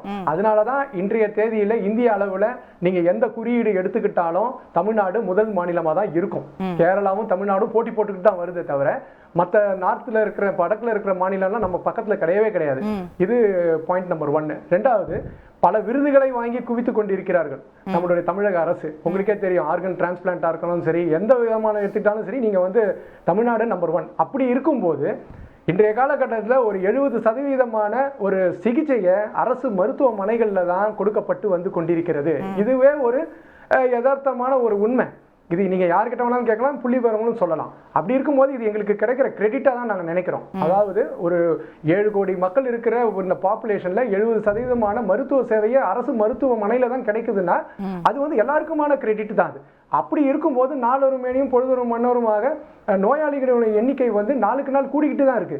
அப்படி கூடிக்கிட்டு இருக்கும்போது என்ன தேவைப்படுது அப்படின்னா, நீங்கள் வந்து WHO அதாவது உலக சுகாதார நிறுவனமும் சரி, இந்தியன் பப்ளிக் ஹெல்த் ஸ்டாண்டர்ட் படியும் சரி, உங்களுக்கு நோயாளிகளுக்கேற்ற மருத்துவர்களுடைய விகிதம் ஒன்று ரொம்ப முக்கியம். அப்படி பார்த்தீங்கன்னா இன்றைய தேதியில் கிட்டத்தட்ட 35,000 40,000 மருத்துவர்கள் வந்து தேவைப்படுது. ஆனால் இப்போ நாங்கள் 20,000 டாக்டர்கள் தான் இருக்கிறோம். இந்த 20,000 டாக்டர்கள் வந்து இன்னைக்கு இல்லை, கடந்த 10 வருஷமாவே இதே நிலைமையில தான் இருக்கிறாங்க. 10 வருஷத்துக்கு முன்னாடி வந்து ஒரு 10 இருந்தது, இப்போ 20 ஆயிருக்கு. ஸோ நாங்கள் இதை தொடர்ந்து நாங்கள் வலியுறுத்திட்டு வரோம். மேலும் மேலும் வந்து நோயாளிகளோட எதிர்பார்ப்பு அதிகமாக இருக்கு. ஏன்னா நாங்கள் வந்து பலவிதமான ஒரு உயரிய சிகிச்சையை ஒரு அப்போலோ இல்லை மியோட்டோ இல்லை தனியார் மருத்துவமனைகள் கொடுக்க வேண்டிய சிகிச்சையை நாங்கள் வந்து அரசு மருத்துவமனையில் ஏழை எளிய மக்களுக்கு இலவசமாக கொடுத்துக்கிட்டு இருக்கோம். ஸோ அதனால மக்கள் வந்து நாடி வராங்க. கண்டிப்பா இதை தவிர்த்து நான் வந்து எங்களை நாங்களே பெருமை பேசிக்க வேண்டிய விஷயம் இல்லை. அப்படி இருக்கும்போது தேவையான அளவு மனித வளம், அதாவது மருத்துவர்கள் மட்டுமே வந்து மருத்துவமனையை உருவாக்கிட முடியாது. செவிலியர்கள் வேண்டும், மருத்துவ பணியாளர்கள் வேணும், ஆப்ரேஷன் தியேட்டர் டெக்னீஷியன் வேணும், இன்னும் சொல்ல போனா physician assistant, critical care technician சொல்லிட்டு பல விதமான, அதாவது பாராமெடிக்கல் ஸ்டாஃப்னு சொல்லுவாங்க. இவங்க இத்தனை பேரும் ஒரு டீமா இருந்தாதான் ஒரு குவாலிட்டி கேர். ஒரு நோயாளியோட ஒரு அரசு மருத்துவமனைக்கு வர்ற நோயாளியோட பாயிண்ட் ஆஃப் வியூல இருந்து நான் கேட்கிறேன், அங்க வரும்போது அந்த இன்னி வரைக்கும் தமிழ்நாட்டில் பெரும்பாலான 99% மக்கள் டாக்டர்களை தெய்வமாக தான் பார்க்குறாங்க. நீங்கள் எங்களை கியூர் பண்ணுறீங்க, நாங்கள் வந்து உங்களை மதிக்கிறோன்னு தான் பார்க்குறாங்க. ஆனால் அந்த டாக்டர்களோ இல்லை அங்கே இருக்கிற செவிலியர்களோ அரசு மருத்துவமனைகளில் வர நோயாளிகளை எப்படி நடத்துகிறாங்கன்ற கேள்விகள் நோயாளிகளுக்கு இருந்துக்கிட்டே தான் இருக்குது. நான் எதையும் ஜஸ்டிஃபை பண்ணல, இன்னைக்கு நடந்த சம்பவம் நடந்திருக்கவே கூடாது. ஆனால் அந்த பிரச்சனையை நம்ம சால்வ் பண்ணாமல் இதுக்கு நிரந்தர தீர்வு காண முடியாதுல்ல. நிரந்தர தீர்வை பற்றி தான் நாங்கள் சொல்லிட்டு இருக்கோம். நிரந்தர தீர்வு வந்து நோயாளிகளுக்கு எண்ணிக்கைக்கு ஏற்ப நீங்கள் மனித வளத்தை நீங்கள் எக்ஸ்ட்ரா போஸ்ட்டை கிரியேட் பண்ணுங்க, இருக்கிற போஸ்ட்டை வேகன்சியா வச்சுக்காம எல்லாத்தையும் காலி பண்ணிடுங்களே, நிரப்புங்கன்னா நாங்கள் தொடர்ந்து நாங்கள் கோரிக்கை வச்சுக்கிட்டே தான் இருக்கிறோம்.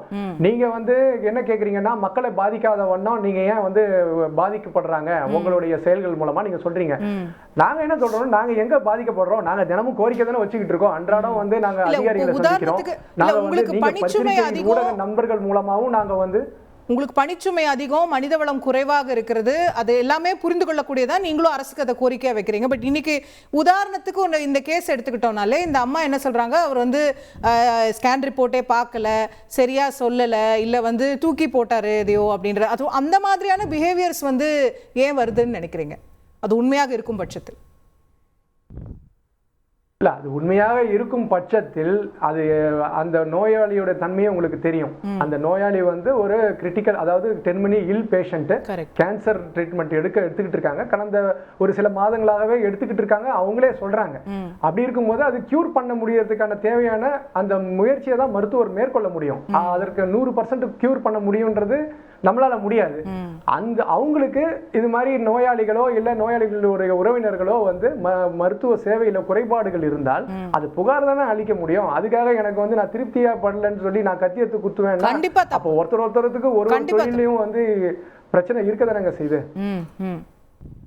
இல்ல நான் அதுதான் சொல்றேன், அது வந்து இது வந்து அதுக்கு ஒரு ஜஸ்டிஃபிகேஷனே கிடையாது. பட் தொடர்ந்து அந்த மாதிரி நிறைய புகார்கள் அரசு மருத்துவமனையில், தனியார் மருத்துவமனையில் கூட வருது. தனியார் மருத்துவமனையில் பில் அதிகம் போடுறாங்கன்னு புகார் வரும். ஸோ இந்த ஒரு டாக்டர் பேஷண்ட் ட்ரஸ்ட் இருக்கு இல்லையா, அதை நம்ம ஃபிக்ஸ் பண்ணணுங்கிற அவசியம் இருக்கு இல்லையா, அப்போ தானே எல்லாமே வந்து சரியாகும் அப்படிங்கிற கேள்வி இருக்கு. கரெக்ட், நீங்க சொல்றது கரெக்ட் மேடம். நான் இதை வந்து ரொம்ப டீட்டெயிலா பேசணும்னா பேசிக்கிட்டே இருக்கலாம். இப்போ காலையில நான் வந்து 7:30 மணிக்கு நான் போய் ஓபியில் உட்காடுறேன், எனக்கு வந்து 12:30 மணி வரைக்கும் நான் ஓபியில் உட்காரணுன்ற ஒரு கட்டாயம் இருக்கு. ஆனா எத்தனை பேஷண்ட் நான் பார்க்கணுன்றது WHO, அதாவது உலக சுகாதார நிறுவனம் வழியை வகை கொடுத்துருக்கு. நான் இத்தனை பேஷண்ட்டை நான் இவ்வளவு நேரத்துல பார்க்கலாம்னு இருக்கு. அதெல்லாம் நாங்க ஃபாலோ பண்றதே கிடையாது. 12 மணிக்கு ஓபி டைம் முடிஞ்சிச்சுன்னா நாங்க எந்திரிச்செல்லாம் போகலாம் கிடையாது. எத்தனை ஓபி டிக்கெட் வருதோ அத்தனை ஓபி டிக்கெட்டையும் பார்த்துட்டு தான் நான் 12:30 மணினாலும் 1 மணினாலும் நாங்க கிளம்பி போகிறோம். சரிங்களா? அதே மாதிரி 100 படுக்கை எண்ணிக்கை இருக்கிற ஒரு அரசு மருத்துவமனைன்னு வச்சுக்கோங்க. அதுல 100 படுக்கையில பேஷண்ட்டை மட்டும் தான் அட்மிட் பண்ணுவேன், நீ நாளைக்கு வாங்கலாம் நாங்க சொல்றது கிடையாது. எத்தனை பேஷண்ட் அட்மிட் ஆகுறாங்களோ எவ்வளவு பண்ண முடியுமோ எல்லாரையும் நாங்க வந்து உள்நோயாளிகளாக நாங்க அனுமதித்து தான் நாங்க செய்யறோம். ஸோ அதனால எங்களுடைய சேவையில வந்து சுணக்கம் இருக்கு அப்படின்னா அது வந்து ஒரு 1% வந்து எங்க சைடும் இருக்கலாம் கண்டிப்பா. அதாவது எப்படி சொல்றீங்கன்னா, இண்டிவிஜுவலாக சார்ந்திருக்கும், அவர் வந்து அவருடைய கேரக்டர் சார்ந்து இருக்கலாம். ஆனா 99% இது சிஸ்டம் சார்ந்தது, கட்டமைப்பு சார்ந்தது. இந்த கட்டமைப்பை நீங்க மேம்படுத்தினா மட்டுமே தான் இதுக்கு நிரந்தர தீர்வு கிடைக்கும்ன்றது எங்கள் தரப்பு வாதம். ஓவர்லோடு தான் எல்லாத்துக்கும் ஒரு அடிப்படை பிரச்சனையா இருக்கு அப்படிங்கறத நம்ம திமுகவின் சார்பில் திரு அந்திரிதாஸ் அவர்கள் நம்மோடு இணைகிறார். நிகழ்ச்சிக்கு அவர் என்போடு வரவேற்கின்றேன். இப்போ நிறைய இஷ்யூஸ் பேசிட்டு இருந்தோம், நீங்களும் பார்த்துருப்பீங்க. இதுல வந்து ஒரு கோணம் இல்லை, பல கோணம் இருக்கு அப்படிங்கிறது நமக்கு தெரியுது. இது ஒரு தீர்க்கப்பட வேண்டிய பிரச்சனைங்கிறது தெரியுது. அப்போ எதிர்க்கட்சி அதை சொல்லதானே செய்வாங்க, அதையே நம்ம அரசியலா பார்க்கணும், ஆக்கப்பூர்வமா எடுத்துக்கலாம்ல. எதிர்க்கட்சியினுடைய பவுண்ட் அண்ட் டியூட்டி, அதாவது அண்ணா சொன்னார், ஜனநாயகம் என்கின்ற இயந்திரத்தின் மீது உராய்வு ஏற்படாமல் இருக்க அவ்வப்பொழுது எடுக்கின்ற எண்ணெயை போன்று இருக்க வேண்டும். நியாயமான சஜஷன்ஸ், கருத்துக்கள்லாம் அவங்க சொல்கிறதுல மாறுபட்ட கருத்து இருக்க முடியாது. நம்மை பொறுத்தவரையில் வந்து சட்டம் என்பது வெறும் கருப்பு வண்ண வரிகளால் அலங்கரிக்கப்பட்ட ஒரு காகித குப்பையாக இருக்கக்கூடாது என்பது நம்முடைய நிலைப்பாடு. இன்றைக்கு கிண்டியில் அரசு மருத்துவமனையில் நடந்தது நடக்கக்கூடாது, நீங்கள் சொன்ன மாதிரி நடக்கக்கூடாது, நடந்து விட்டது என்று தான் சொல்ல வேண்டும். ஆனால் நிதானம், பொறுமை என்பது ரெண்டு சாராருக்கும் வேண்டும். இந்த சைட்லேயும் சொல்கிறேன், அந்த சைட்லேயும் சொல்கிறேன், ரெண்டு பேருக்கும் வேண்டும். சார் சொன்ன மாதிரி ஒரு நல்ல சஜஷன், அது அரசாங்கம் எடுத்துக்கொள்ளலாம். ஒரு கவுன்சிலிங், அரசு மருத்துவமனைகளில் ஒரு கவுன்சிலிங் வந்து பண்ணுறதுக்கு உண்டான ஒரு குழுவை ஏற்படுத்த வேண்டும் என்பது ஒரு கட்டாயமாக இருக்கிறது. முதல்வர் அவர்கள் வந்து சொல்லியிருக்கிறார்கள், கைது செய்யப்பட்டிருக்கிறார், எஃப்ஐஆர் போடப்பட்டிருக்கிறார். 307 ஐபிசி இப்போ கிடையாது, இப்போ 109 பாரதிய நியாய சங்கீதா அப்படின்னு மாறிடுச்சு. இனிமேல் வந்து இன்வெஸ்டிகேஷன் பிடிச்ச பிறகு சம்மந்தப்பட்டவர்கள் சொல்லியிருக்காங்க. முதல்வரும் சொல்லியிருக்கிறார், மரியாதைக்குரிய சுகாதாரத்துறை அமைச்சர் சொல்லியிருக்கிறார், மருத்துவர்களுடைய பாதுகாப்பு உறுதி செய்யப்படும் அப்படின்றத சொல்லியிருக்காங்க. இல்லை, ஆனால் இப்போ டாக்டர் ராமலிங்கம் சொன்னது கூட நீங்கள் கேட்டீங்க. நாங்கள் இது மாதிரி பல மீட்டிங் அட்டன் பண்ணிட்டோம், இந்த அரசு அந்த அரசுன்னு இல்லை சொல்கிறாங்க. நான் 2 அமைச்சரை பார்த்துட்டேன், பல அதிகாரியை பார்த்துட்டேன் சொல்றாங்க, செய்யறது இல்லை. அப்போ மருத்துவர்களுக்கு அந்த அந்த மனத்தாங்கல் இருக்குதானே? இல்லை, இருக்குது. இப்போ வந்து கொஞ்சம் சீரியஸ் கன்சர்ன்ல இருக்குது. ஏன்னா மாசு அவர்கள் இன்னொன்றையும் சொல்லியிருக்கிறாரு. மேற்கு வங்கத்திலே அண்மையிலே வந்து இந்த மாதிரி ஒரு மருத்துவமனையிலே ஒரு அசம்பாவிதம் நடந்த பொழுது அது போன்ற அசம்பாவிதம் இங்கே நடந்துவிடக்கூடாது என்பதற்காக சில இன்ஃப்ராஸ்ட்ரக்சர் ரிப்போர்ட் நாங்கள் கொடுத்துருக்குறோம், அதற்குண்டான ஏற்பாடுகள் நடந்து கொண்டு இருக்கிறது என்பதையும் சொல்லியிருக்கிறார். ஆனால் இவங்க வந்து அரசியல் பண்ணி தான் செய்வாங்க. எதிர்கட்சி என்கின்ற அடிப்படையில் எப்பவும் அவங்களுக்கு தெரிஞ்சது வந்து சட்டம் ஒழுங்கு சரியில்லை அப்படின்ற மாதிரி சொல்லுவாங்க. சட்டம் ஒழுங்கு இப்போ இல்லை, ஆட்சிக்கு வந்த பிறகே அவர் தொடங்கிட்டார், மரியாதைக்குரிய இபிஎஸ். ஆனால் அவருக்கு நான் நம்ம நண்பர் மூலமாக என்ன சொல்கிறேன்னா, 2021 ஆகஸ்ட் 21 செங்கோட்டையன் அவர்கள் பாராளுமன்றத்தில் பேசுகிறாரு, இந்த ஆட்சி கண்ணியமாக நடந்து கொண்டு சட்டமன்றத்தில் கண்ணியமாக நடந்து கொண்டு இருக்கிறதுன்னு சொன்னாங்க. அதுக்கு பிறகு அதுக்கப்புறம் 3 வருஷம் ஆயிடுச்சு. இல்லை, செப்டம்பர் 29 மதுரையில் வந்து ஒரு பேரணியில் பெட்டிஷன் கொடுத்துட்டு கலெக்டர் கிட்ட செல்லூர் ராஜு சொல்கிறாரு, அம்மா எப்படி சட்டம் ஒழுங்கை கையாண்டார்களோ அப்படி இந்த ஸ்டாலின் அவர்கள் கையாளுகிறார்கள்னு சொன்னாங்க. 3வது நாள் அக்டோபர் 1 போய் கவர்னர்கிட்ட போய் சட்டம் ஒழுங்கு சரியில்லை அப்படின்னு நம்ம சொல்லிட்டார். தமிழ்நாட்டை பொறுத்தவரையில் நீங்கள் சொன்னது, சார் சொன்னது ரொம்ப உண்மை. நம்ம என்இஆரில் மாத்திரம் கிடையாது, ஜிடிபியில் மாத்திரம் கிடையாது, ஹெல்த் அண்ட் ஹாப்பினஸ்லேயும் நம்ம ஒன்றா இருக்கோம். மெடிக்கல் இன்ஃப்ராஸ்ட்ரக்சர் இங்கே போல் எங்கேயும் கிடையாது.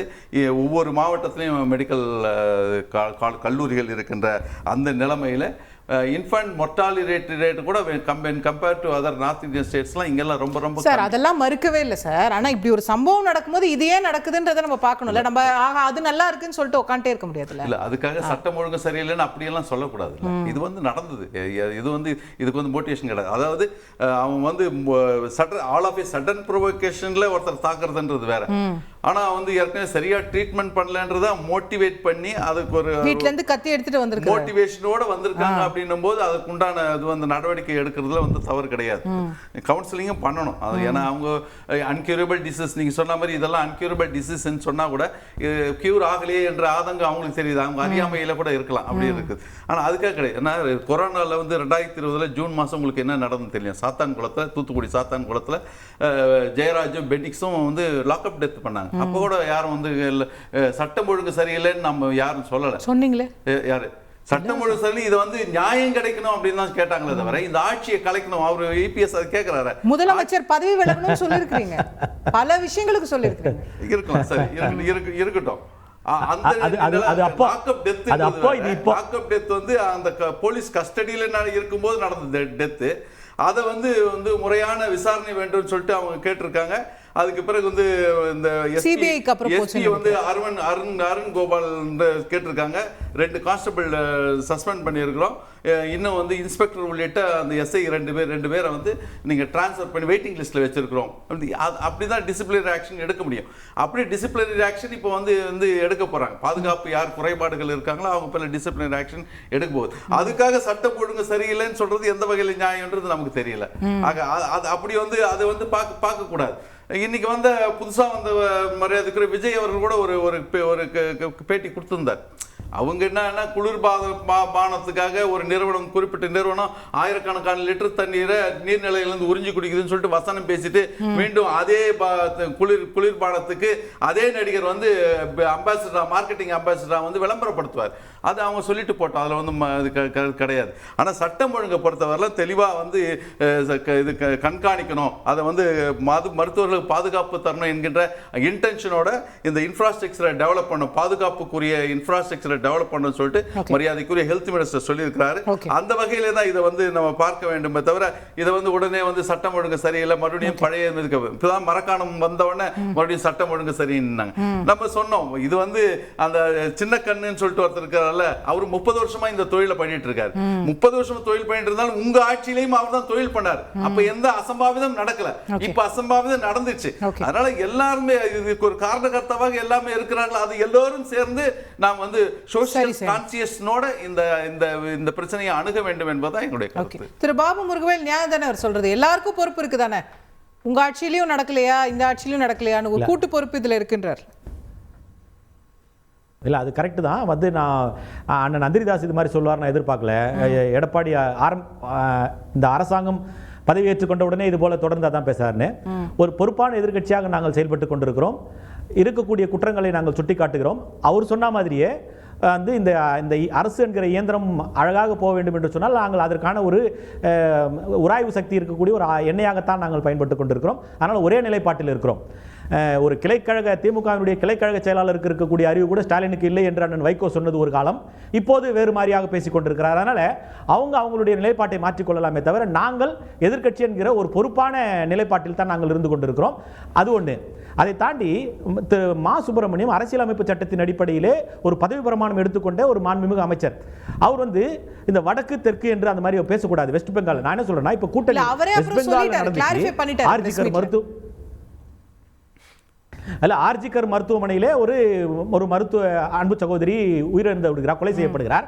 அதற்கு இந்த திமுக கூட்டணியில் இருக்கக்கூடிய அண்ணன் வைகோ உட்பட எல்லாருமே மிகப்பெரிய குரலை கொடுத்து மிகப்பெரிய போராட்டங்களை முன்னெடுத்தார்கள். ஆனா இன்றைக்கு நடந்திருக்கிற இந்த சம்பவத்திற்கு ஒரே ஒரு எதிர்வினையை கூட ஆற்றாத, நீங்க சொல்ற மாதிரியே இது வந்து சட்டம் ஒழுங்கு பிரச்சனை இல்லாமலே இருக்கட்டும், ஆனால் ஒரு மருத்துவர் தாக்கப்பட்டிருக்கிறார். அந்த மருத்துவருக்காகவாவது நீங்கள் ஏதாவது ஒரு குரலை எழுப்பி இருக்கலாம். இது போன்று நடந்திருக்க கூடாது, உடனடியாக நீங்கள் நடவடிக்கை எடுக்க வேண்டும் என்று ஏதாவது ஒரு நடவடிக்கை எடுத்திருக்கலாம். கம்யூனிஸ்ட் இயக்கங்களை சார்ந்த அதனை ஒட்டி இருக்கக்கூடிய அந்த சமூக சமத்துவத்திற்கான மருத்துவ இயக்கம் நடத்துகிற தோழர் டாக்டர் ரவீந்திரநாத் இதற்கான ஒரு முன்னெடுப்பு எடுத்திருக்கிறார். அவர் ஒரு குரல் கொடுத்திருக்கிறார். அதை தாண்டி இந்த கூட்டணியில் இருக்கக்கூடிய எந்த கட்சிகளுமே ஏன் இது போல மௌனமாக இருக்கிறார்கள்? அண்ணன் வைகோவுடைய போராட்ட குணம் 93 நான் அறிந்தவன். ஏன் இன்னைக்கு இப்படி இருக்கிறாங்க?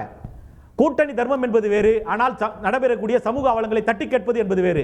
இன்றைக்கு அந்த கூட்டணியில் இருப்பவர்கள் இது போன்ற மௌனமாக இருந்து கொண்டிருப்பதன் விளைவுதான் மிகப்பெரிய சந்தேகத்தை ஏற்படுத்துகிறது. அதனால பொறுப்பான எதிர்க்கட்சியாக நாங்கள் செயல்பட்டு கொண்டிருக்கிறோம். சட்டம் ஒழுங்கு நல்லாவே இருக்குது, உங்க பக்கமே வச்சுப்போமே, சட்டம் ஒழுங்கு நல்லாவே இருக்கட்டும். ஆனால் தற்போது நடைபெற்றுக் கொண்டிருக்கக்கூடிய சூழ்நிலைகள் நீங்கள் மனதில் உள்வாங்கி உண்மையான ஒரு குடிமகனாக, இந்த நாட்டினுடைய குடிமகனாக, சமூக பொறுப்பு சமூக அக்கறை உள்ளவர்களாக நீங்கள் சிந்திக்கிற போது எங்களுடைய நிலைப்பாட்டை நீங்கள் புரிந்து கொள்வீர்கள், எங்களுடைய மன வலிமையை நீங்கள் புரிந்து கொள்வீர்கள். அதனால இது போல நடந்துருச்சு, இனி வரும் காலங்களில் நடக்கக்கூடாது.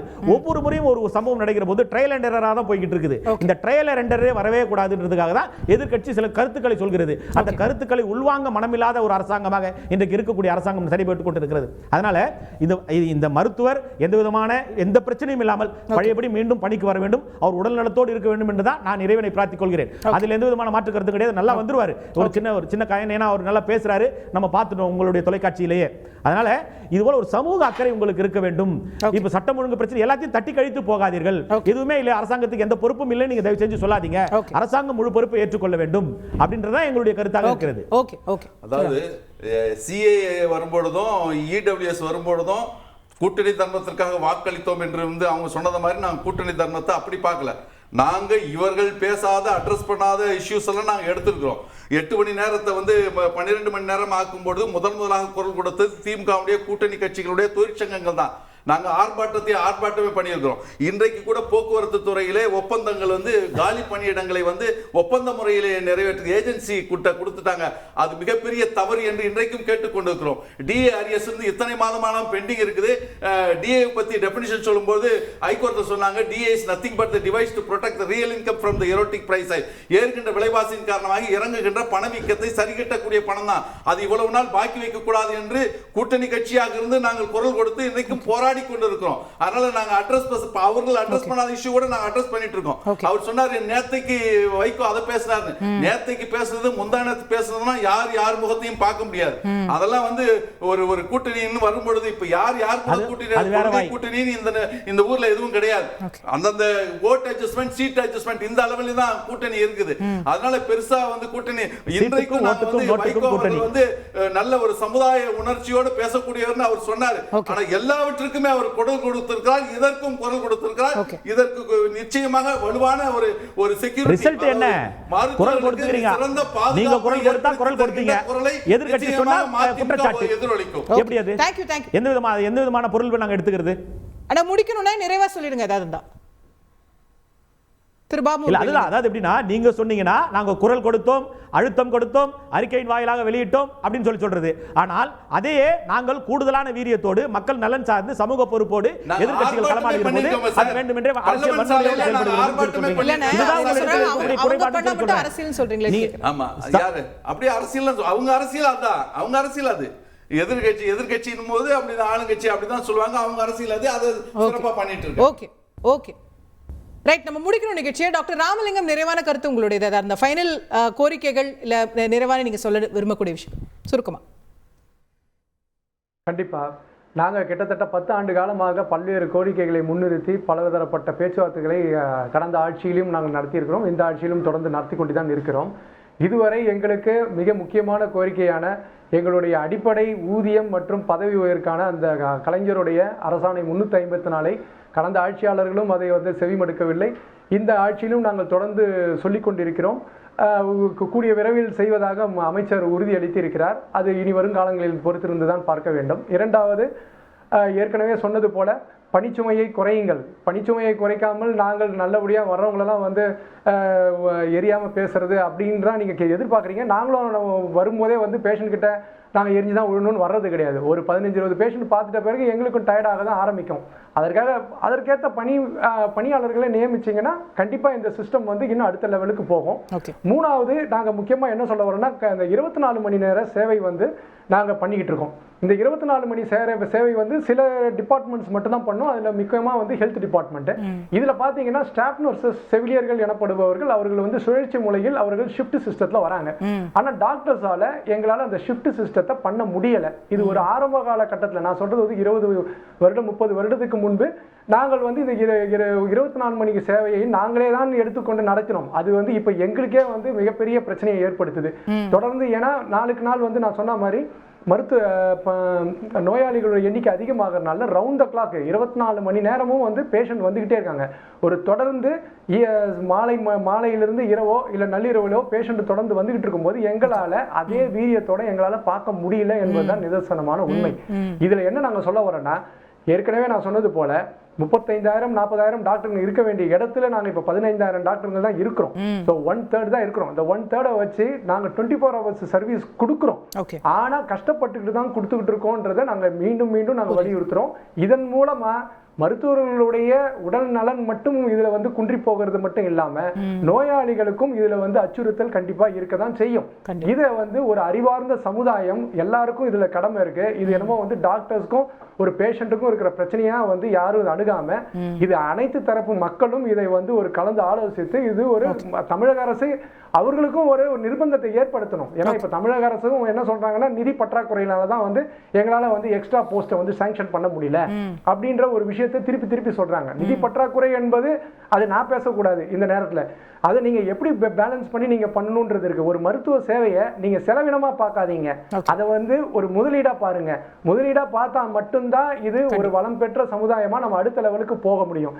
கடந்த மறைந்த முதல்வர் மாண்புமிகு கலைஞர் அவர்கள் ஒரு மருத்துவமனை என்பது வெறும் கட்டிடங்களால் மட்டுமே முடியாது, அதில் இருக்கும் மருத்துவர்கள், செவிலியர்கள், பணியாளர்களால் தான் அது சிறப்பு வாய்ந்தது என்று சொன்னார்கள். அதே போன்று மறைந்த மாண்புமிகு முதல்வர் அம்மா அவர்களும் தமிழ்நாட்டு மருத்துவ கட்டமைப்பை இந்திய அளவில் ஒப்பிடாதீர்கள், இதை உலக அளவில் ஒப்பிடுங்கன்னு சொல்லிட்டு போனாங்க.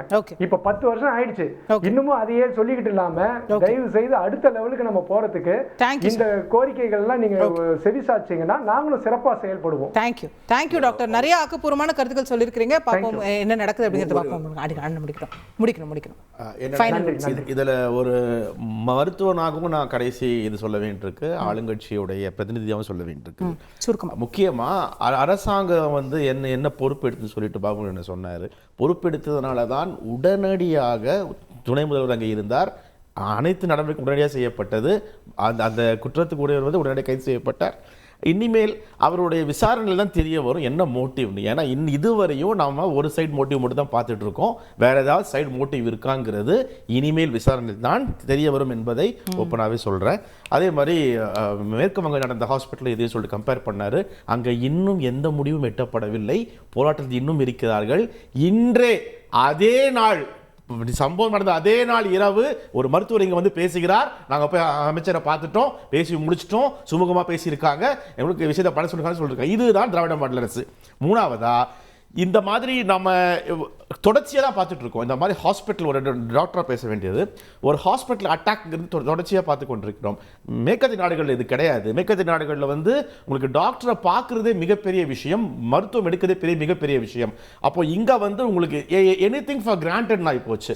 எந்த டாக்டர் வேணாலும் எப்போ வேணாலும் போய் தாக்கலாம், எந்த ஹாஸ்பிட்டலும் தாக்கலாங்கிற மாப் மென்டாலிட்டிக்கு மக்கள் வருவது மிகப்பெரிய ஆபத்து. காரணம் இப்போ சொல்கிறாங்க பார்த்தீங்களா, டாக்டர் பாப்புலேஷன் ரேஷியோ கம்மியாக இருக்குன்னு. இந்த மாதிரி அச்சத்தில் டாக்டர்ஸ் ட்ரீட்மெண்ட் பண்ணாம போக ஆரம்பிச்சாங்கன்னா பொதுமக்களுக்கு அது மிகப்பெரிய பாதிப்பு உண்டு பண்ணும். பொதுமக்களை புரிஞ்சுக்கொள்ளணும். இந்த மாதிரி விஷயங்களை டாக்டர் கிட்ட பேசி தெரிந்து கொள்ளலாம். என்ன உங்களுக்கு வந்து உண்டோ அதை டாக்டர் வந்து சொல்றதுக்கும் உங்களுக்கு அட்வைஸ் பண்றதுக்கும் தயாரா தான் இருப்பாங்க. அது அரசு மருத்துவமனை, பொது மருத்துவமனை. தேங்க்யூ. நிகழ்ச்சியின் தருணத்தில் முடிக்கிறோம். சாரி, நிகழ்ச்சியின் தருணத்தில் நிறைவு செய்தாக வேண்டும். பங்கேற்று கருத்து தெரிவித்த 4 விருந்தினர்களுக்கும் நன்றி, பார்த்தவங்களுக்கும் நன்றி. நேயர்களே வணக்கம்.